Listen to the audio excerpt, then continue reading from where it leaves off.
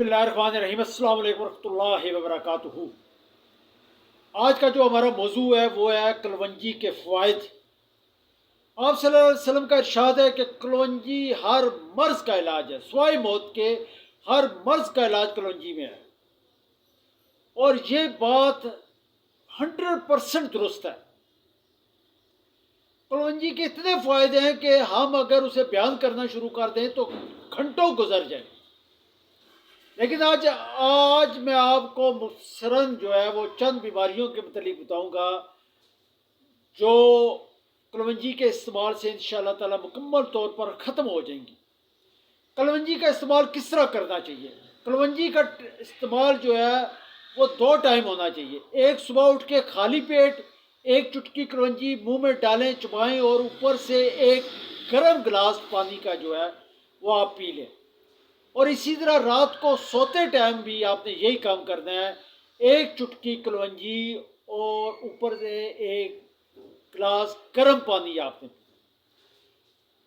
ये आपको क्या फ़ायदे देगी? बेशुमार फ़ायदे। सबसे पहले ऐसे हजरात जो मोटापे का शिकार है, वज़न उनका ज़्यादा है, जिस्म में चर्बी बहुत ज़्यादा है, उनका वेट आहिस्ता आहिस्ता कम होना शुरू हो जाएगा, चर्बी जो है वो पिघलना शुरू हो जाएगी और उनका वज़न जो है वो नॉर्मल हो जाएगा चंद ही महीनों के इस्तेमाल से। इसके अलावा ऐसे हज़रात जिन्हें कोलेस्ट्रॉल है, कोलेस्ट्रॉल भी चर्बी होती है, कोलेस्ट्रॉल की वजह से ब्लड प्रेशर ज़्यादा हो रहा है और हार्ट अटैक का मसला है, उनका कोलेस्ट्रॉल भी इंशाअल्लाह ताला आहिस्ता आहिस्ता अपने लेवल पे आ जाएगा।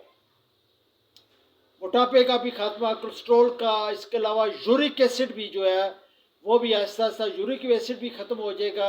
यूरिक एसिड की वजह से जिस्म में दर्दें रहती हैं और ख़ासकर घुटनों में, एड़ियों में हर वक्त दर्द रहता है। जब यूरिक एसिड नॉर्मल होगा तो ये दर्दें भी जो है ख़त्म हो जाएंगी। इसके अलावा मैदा, जिगर, मैदे में गैस्ट्रिक का मसला है, भूख नहीं लगती, भूख कम लगती है, खुराक जिस्म का हिस्सा नहीं बनती, इंशाअल्लाह मैदा जो है मुकम्मल तौर पर ठीक हो जाएगा।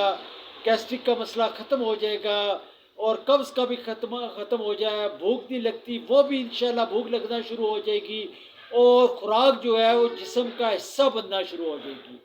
जिगर का मसला है, खून नहीं बन रहा, इंशाअल्लाह खून भी बनना शुरू हो जाएगा, जिगर भी ताकतवर हो जाएगा।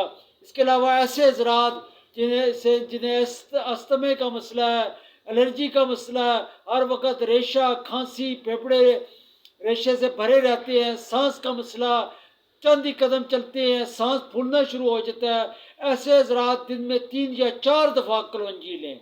एक चुटकी कलवंजी ऊपर से एक गर्म गिलास पानी दिन में 3 और 4 दफ़ा लें। इंशाअल्लाह उनका अस्थमा हमेशा हमेशा के लिए ख़त्म हो जाएगा, बगैर किसी स्टीरॉइड के, बगैर किसी पफ के। अस्थमा हमेशा के लिए ख़त्म हो जाएगा। रेशा जो है वो भी ख़त्म हो जाएगा, रेशा फेफड़ों से निकल जाएगा और फेफड़े ताकतवर हो जाएंगे।